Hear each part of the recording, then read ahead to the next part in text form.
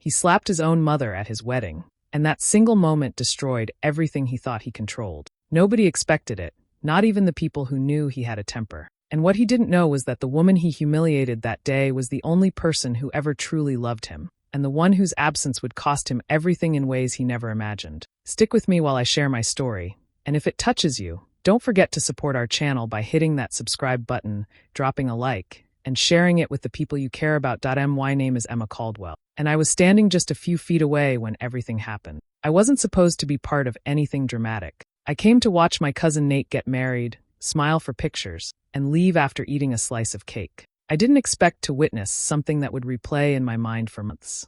I didn't expect to see a mother's heart break so loudly the entire room felt it. I grew up with Nate. He was stubborn, proud, and sometimes harsh, but I never imagined he could cross a line like that. His mother, Linda, was the kind of woman who held families together quietly. She worked long hours, saved every penny, and still showed up to every school recital, every birthday, every crisis. She was never loud, never demanding, never expecting anything back. She just loved him in the most steady way. I remember seeing her that morning. She was nervous but smiling, wearing a soft blue dress she had ironed 3 times. She kept touching her hair and asking me if she looked okay. She wasn't trying to be the center of attention. She just wanted to look nice for her son's big day. She kept telling everyone how proud she was, how happy she felt, how she wished his father could have seen him all grown up. She was glowing in her own quiet way. But even before the ceremony started, I sensed something off. Nate barely looked at her. He was busy, distracted, moving around like he had a weight on his shoulders. When Linda tried to fix his tie, he brushed her hand away like she was an inconvenience. She laughed it off, pretending not to notice. That was her, always smoothing over tension, always trying to keep the peace. I stayed close because I felt something tightening in the air. Maybe it was the stress, maybe it was the way people whispered, or maybe it was the way Nate's fiancée seemed bothered every time Linda existed within 3 feet of them. I couldn't point to one moment, but the energy was wrong. Heavy, like a storm that was already forming, waiting for the wrong breath to set it off. And when it finally happened, it didn't feel real. It felt like time froze, like the room held its breath. 1 second Linda was reaching out to him with a soft smile, and the next, everything shattered. I had no idea then how far the consequences would go. I didn't know how much one choice could take from a person. But I was there when the first crack appeared, and I saw the beginning of the end. Nate Brooks grew up in a small apartment on the east side of town, just him and his mother, Linda. She worked long hours at a local diner, sometimes double shifts, and still managed to make it home in time to check his homework or heat up a late dinner. People admired her for how hard she worked and how much she poured into him. She didn't complain, not once, even when life was heavy. Everything she did was for Nate. Every sacrifice, every sleepless night, every dream she pushed aside. From the outside, Nate looked like the perfect example of a kid who made it out of hard circumstances. He was tall, confident, well-spoken, and always carried himself like he had somewhere important to be. Teachers loved him, friends respected him, and neighbors liked to brag that they watched him grow up. When he became an adult, he worked in finance, dressed sharp, and talked like a man who had already figured out life. People saw him as charming and ambitious. They thought he adored his mother for everything she had done. But what people saw wasn't the whole truth. When I got older, I began to understand things I missed as a child. I realized Nate didn't remember his mother's sacrifices the way the rest of us did. He remembered the struggle, the late rent notices, the hand-me-down clothes, the nights when electricity went out because the bill was overdue. He saw the embarrassment, not the effort. Somewhere along the way, he started believing poverty was a stain on him, something he needed to escape, and he blamed Linda for it, even though she was the reason he survived it. He never said it out loud, but it was in the way he talked about his childhood. He would laugh at old stories, as if they were something to be ashamed of. He pretended he didn't know what it felt like to stretch a meal or patch up worn-out shoes. He tried to erase parts of himself, and with that, he tried to erase her too. Behind closed doors, Nate had a temper. Not the kind that broke things or screamed at people in public, but the kind that simmered under the surface, sharp and cold. He hated being questioned, hated being told no, hated feeling small. And Linda, without meaning to, reminded him of where he came from. Her simple ways, her worry about money, her handmade gifts. All the things that once made him feel loved started making him feel trapped instead. He began to speak to her different. Short replies, impatient sighs, annoyance over the smallest thing. Linda brushed it off every time, telling herself he was stressed or tired. She thought he'd grow out of it. But instead, he grew into it. The rest of the world. Nate was a success story. But to those who really paid attention, like me, the truth was much darker. He was a man who wanted to rise so badly that he forgot who held him up. And long before his wedding day, that resentment was already turning into something dangerous.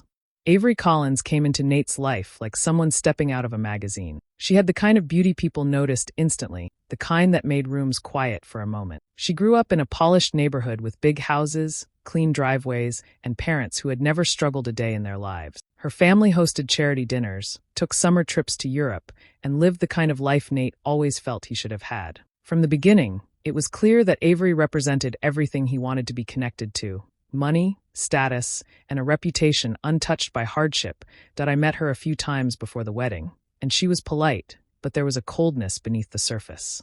It wasn't obvious at first, but it showed in small ways. The way she looked around a room as if she was checking its worth, the way she always corrected Nate's posture, the way she smiled without warmth whenever someone mentioned anything ordinary. She wasn't rude directly. She simply acted like she belonged to a higher world, and everyone else was a step below her. But it was her attitude toward Linda that revealed who she truly was. Avery didn't like Linda from the moment she met her. She never said it plainly, but her expressions told the story. Linda's soft voice, her thrift store dresses, her habit of fussing over Nate, Avery found all of it embarrassing. She once joked in front of me about Linda being old-fashioned, and another time she called her overly emotional. She brushed off Linda's attempts at bonding, barely listening to her stories, always steering conversations back to her own interests. Linda tried her best, though. She brought Avery small gifts, asked about her work, complimented her outfit. Every effort was met with a polite smile and nothing more. It hurt to watch, because Linda wasn't used to this kind of dismissal. She was used to kindness,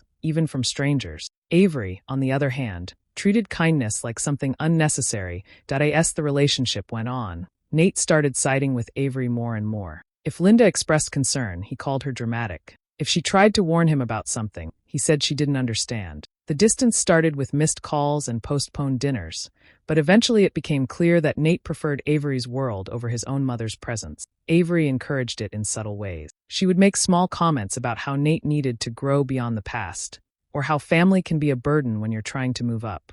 Nate took those words seriously. He started seeing Linda not as the person who raised him, but as someone who tied him to a life he wanted to forget, that he didn't realize it. But Avery wasn't lifting him up. She was pulling him away from the only foundation he ever had. And the more he chased her approval, the more he turned his back on Linda. It was painful to watch, because even then I could see where this divide was heading. Nate was choosing a life that looked perfect from the outside, but inside, it was already cracking.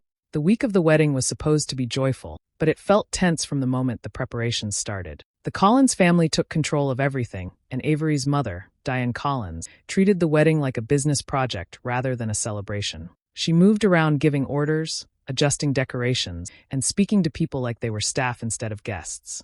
And for some reason, she singled out Linda more than anyone else. It started small. Diane asked Linda to help arrange a few flower vases, but soon it turned into carrying heavy boxes, fixing table settings, running last-minute errands across town, and even sweeping up fallen petals because someone has to do it. She asked in a sugary voice, but her tone made it clear these weren't requests. They were instructions. She spoke to Linda as if she expected obedience. Linda never complained. She kept saying, "It's just a wedding, and I want everything to go smoothly." She believed family harmony mattered more than pride. She thought doing these tasks was a way to show support. Every time she returned with red hands or tired eyes, she smiled like it was no big deal. But I could see the exhaustion settling into her shoulders. What hurt more was that Nate saw it happen and didn't step in. He walked past his mother carrying boxes twice her size without even offering. He didn't ask why she was running errands while other mothers were relaxing and getting ready for photos. He was too focused on making a good impression on the Collins family. He wanted to fit into their world, and part of that meant pretending his upbringing didn't exist. Linda, in her simple shoes and worn sweater, reminded him too much of the past he was trying to leave behind. Every time Linda tried to talk to him, he brushed her off. "I'm busy, Mom," or "Can we do this later?" He didn't look her in the eye. He didn't thank her. He didn't even notice how hard she was working. The distance between them felt sharper than ever, and people picked up on it. Guests whispered quietly as they watched everything unfold. Some wondered why Nate wasn't helping his mother. Others asked if Linda was part of the staff. A few asked me directly if something was wrong between them. It was embarrassing, because Linda never deserved that kind of judgment. She should have been treated like the mother of the groom, not like someone who accidentally wandered into the wrong event. I watched as Linda kept smoothing her dress, trying to hide how embarrassed she felt. She still tried to stay cheerful, asking if anyone needed water or help. She wanted to be useful, to avoid causing problems. That was her nature, to serve others even when nobody appreciated her. But with every passing hour, the tension tightened around her. Nate never once noticed the sadness building in her eyes. Or maybe he did but chose to ignore it. Either way, by the time the wedding day arrived, something fragile inside Linda was already close to breaking. The ceremony started beautifully, at least on the surface. Soft music played, guests settled into their seats, and the sun lit up the garden in a warm, golden glow. Everything looked perfect, but beneath that perfect picture, something was already cracking. The Collins family stood together in their coordinated outfits, whispering to each other with smiles that never reached their eyes. I noticed one of Avery's relatives glance at Linda and then lean over to whisper something behind a hand. A few of them laughed quietly. Linda didn't hear all of it, but I caught one line clearly. Couldn't she find something more appropriate to wear? They said it about her dress. A dress she had saved up for. A dress she thought looked elegant. It wasn't flashy or expensive, but it was clean, pressed, and chosen with love. She stood a little straighter after hearing the comment, as if trying to convince herself she didn't care. But I saw the way her hands trembled just slightly. As everyone got into position, Linda stepped closer to Nate. She looked emotional, the kind of emotional only a mother can be on her son's wedding day. Her eyes were warm, soft, full of memories she never put into words. She leaned in for a quick hug, wanting just one moment with him before he said his vows. She wasn't trying to interrupt anything. She was simply proud. She whispered, "I'm so happy for you," her voice shaking. Before Nate could even react, Avery turned sharply. "Linda, please," she snapped, loud enough for people in the front rows to hear. "You're messing up the photos." Her voice was sharp, irritated, like she was scolding a child instead of speaking to her future mother-in-law. Several guests turned to look, confused and uncomfortable. Nate was already tense. He'd been pacing earlier, snapping at the photographer, sweating more than usual. He wanted everything perfect, and Avery's stress fed into his. When Avery lashed out, Nate didn't comfort his mother. He didn't ask what was wrong. Instead, he reacted as if Linda had made some huge mistake. Linda stepped back immediately, apologizing even though she hadn't done anything wrong. "I'm sorry, sweetheart," she whispered, her eyes lowering. But Nate wasn't listening. Something in him snapped. He raised his hand, and before anyone could stop him, before anyone could even understand what was happening, he slapped his own mother across the face. The sound wasn't loud, but it echoed in the silence that followed. The entire ceremony froze. People gasped. A few covered their mouths. The officiant stepped back. Even the wind seemed to stop. Linda didn't cry right away. She touched her cheek gently, like she couldn't believe her own son had done that. Then her knees buckled, and she collapsed onto the white carpet in front of everyone. No one moved at first. No one spoke. It felt like time had broken. I stood there, unable to breathe, staring at the moment that would haunt all of us for a long time. It was the moment Nate crossed a line he could never come back from. The moment Linda fell to the ground, the entire wedding froze. People stared at Nate like they were seeing a stranger. Some guests stepped back, shaking their heads. Others whispered to each other in shock, asking if they had really just witnessed the groom hit his own mother. It was the kind of silence that feels heavy, like everyone was waiting for someone to undo what had just happened. But no one could. Avery's reaction made everything worse. She didn't reach for Linda, or even look concerned. Instead, she turned bright red with embarrassment, glancing around at the guests as if they were judging her. She whispered harshly to Nate, asking why he would do something like that in front of everyone. Her voice trembled with anger, but it wasn't anger for Linda's pain. It was anger for the scene, the attention, the scandal. She cared more about the image of a perfect wedding than the woman lying on the ground holding her cheek. Linda didn't say a word as she stood up. Her hands were shaking, and tears were already running down her face, but she didn't scream, didn't argue, didn't ask for an explanation. She simply dusted off her dress, nodded once as if accepting something she didn't deserve,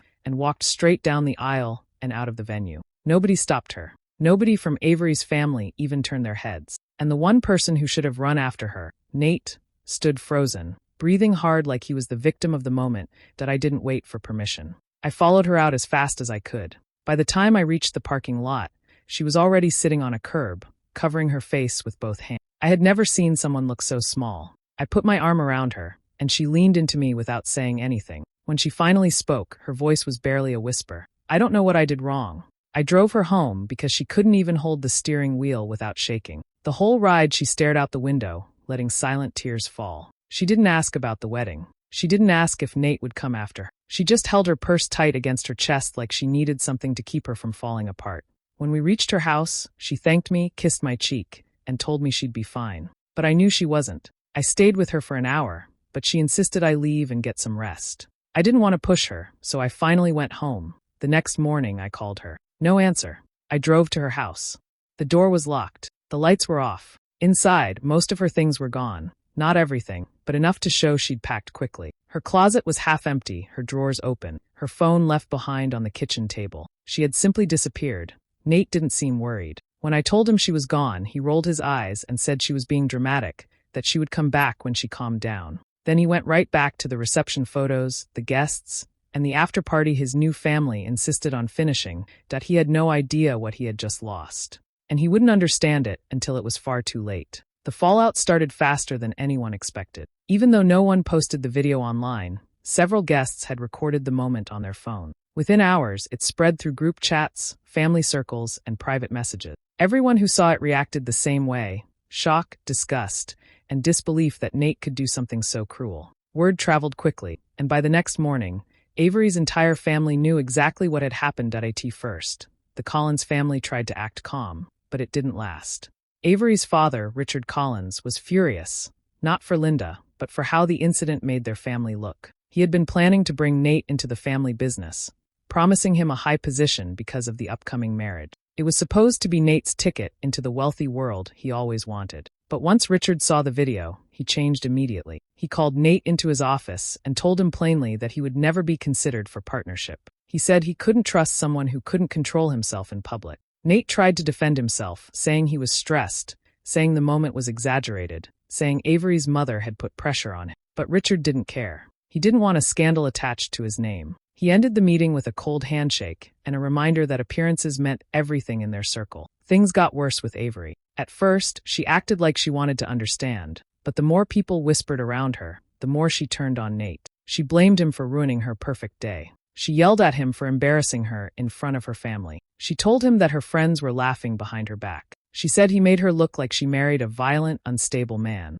Within 2 days, Avery was no longer talking about fixing the marriage. She was threatening to leave. She used the word divorce like it was a weapon. She told him she wouldn't be tied to someone who brought shame to her family. She didn't care about the reasons behind the incident. She cared about her reputation, and Nate had damaged it. Nate panicked. Without Avery, he would lose the lifestyle he wanted, the connections he depended on, and the future he had imagined. He tried to apologize to her over and over, but Avery shut him out. She stayed with her parents while he slept alone in their new apartment, replaying the wedding day over and over until it started to sink in just how badly he had messed up. But even then, he didn't fully understand the weight of what he'd done. He still believed that if he could just talk to his mother, she'd forgive him. He kept saying she was dramatic, that she was making things bigger than they. He called her phone again and again. It went straight to voicemail. He sent long texts explaining that he was stressed, that she had stepped in at the wrong time, that he didn't mean to hurt her. But the messages stayed unread. For the first time in his life, Nate felt something he hadn't felt before: fear. Real fear. Not of losing Avery, not of losing status, but of realizing his mother might actually be gone. That the one person who always forgave him, always stood by him, always loved him without asking for anything back, had finally walked away, and she wasn't looking back. Nate's life began to fall apart faster than he expected, and it all started the moment Linda disappeared. For years, she had quietly supported him without ever asking for anything in return. She paid for his college when he couldn't afford it, covered the rent for his first apartment when he was struggling, and even helped with the deposit for the wedding that was supposed to be his perfect day. He never liked to admit how much he relied on her, but once she was gone, the truth became impossible to ignore.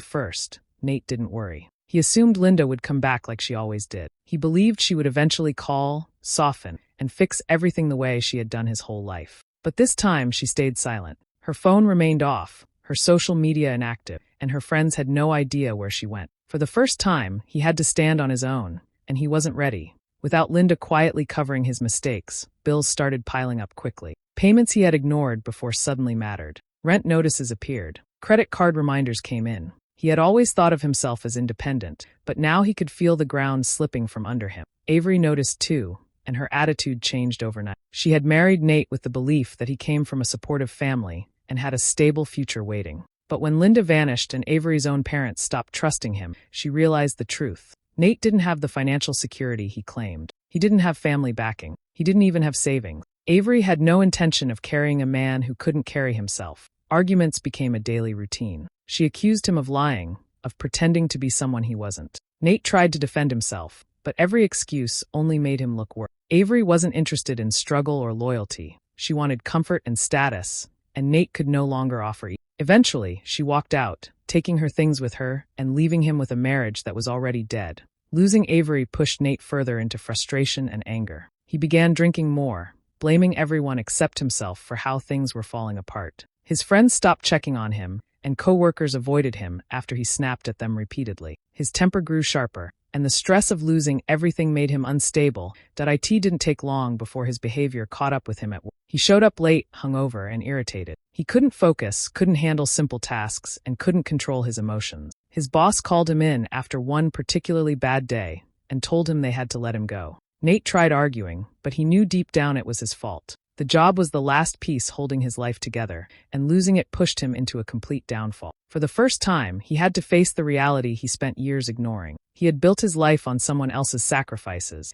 and now that person was gone. Without Linda's support, he had nothing. No marriage, no stability, no income, and no one to blame except himself. Emma had been worried about Linda ever since she disappeared without telling anyone where she was going. Days passed with no calls, no messages, and no clues.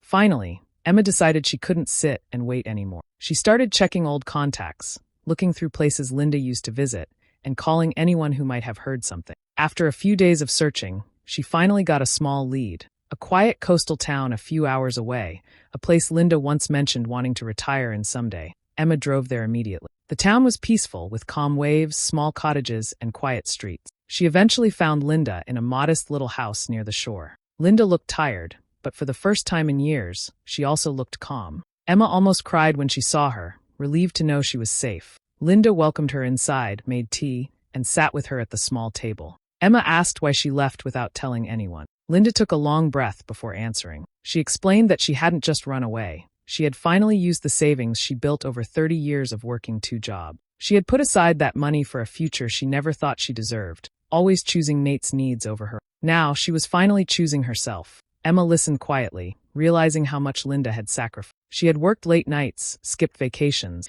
and stayed in difficult jobs just so Nate could have opportunities she never had. She paid for his education, his rent, and even part of his wedding. All those years, she loved him deeply, hoping he would grow into someone kind and responsible. But instead, he grew comfortable taking from her and then humiliating her in front of the world. Linda talked slowly, carefully choosing her words, as if she had been holding them inside for years. She told Emma that she still loved Nate, because a mother's love doesn't switch off. But she also said loving someone doesn't mean she should allow herself to be hurt, disrespected, or treated like she didn't matter. She had reached a point where the pain was heavier than the love, and she had finally decided to step away before it broke her completely. As they talked, Linda finally said the words that had been sitting in her heart, the words that explained everything she had done. I raised him to be strong, not cruel. If he chooses cruelty, he chooses it alone. Her voice wasn't angry. It was tired but steady. She wasn't running away from her son. She was walking toward a life where she didn't have to beg for kindness. She didn't want revenge, didn't want to punish him. She simply couldn't let herself be humiliated again. Emma understood then that Linda's disappearance wasn't an act of frustration. It was an act of survival. It was the first time Linda chose her own peace over Nate's chaos. And for the first time in her life, Linda felt free. Weeks passed, and Nate's life had only gotten worse. Avery was gone, his job was gone, and the people he thought would support him had turned away. He felt lost, but the emptiness he carried inside was nothing compared to the hole left by his mother's absence. For the first time, he realized just how much he had depended on Linda, not just for money or help, but for love, guidance, and stability. Without her, everything collapsed.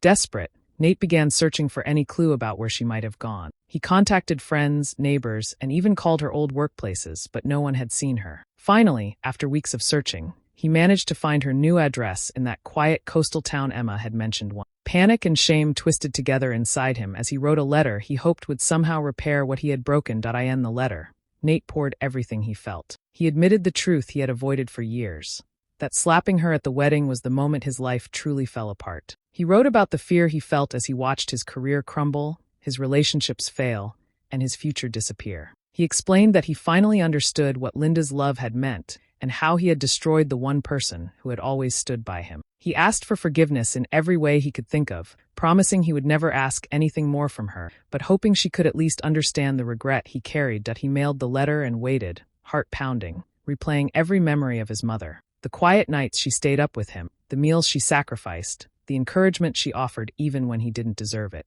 Each memory made the reality of his loss feel heavier. Days passed, but Linda never responded. The silence was complete. He began to realize that some mistakes were too deep to fix, and some love could only go so far before it had to protect itself. Emma watched all of this unfold and reflected on what had happened. She realized the lesson in Linda's choice and Nate's downfall was clear and painful. When you break the one person who stood between you and the world hits back harder than you can ever imagine. Linda's absence wasn't about revenge. It was about strength, boundaries, and self-respect. And Nate's life, once filled with privilege and ambition, became a warning to anyone who thought cruelty could be ignored or forgiven without consequence. Nate eventually understood that betrayal, especially against someone who loved you unconditionally, always returns stronger. He had lost not only his mother, but also the life he thought he deserved. His wealth, status, and even personal happiness were gone because he chose anger and entitlement over love and gratitude. The quiet coastal town where Linda rebuilt her life became a symbol of everything he had thrown away. In the end, he learned the hard way that some lessons can't be taught gently. Some must be felt in the emptiness left behind. And for Nate, that emptiness would never be filled again.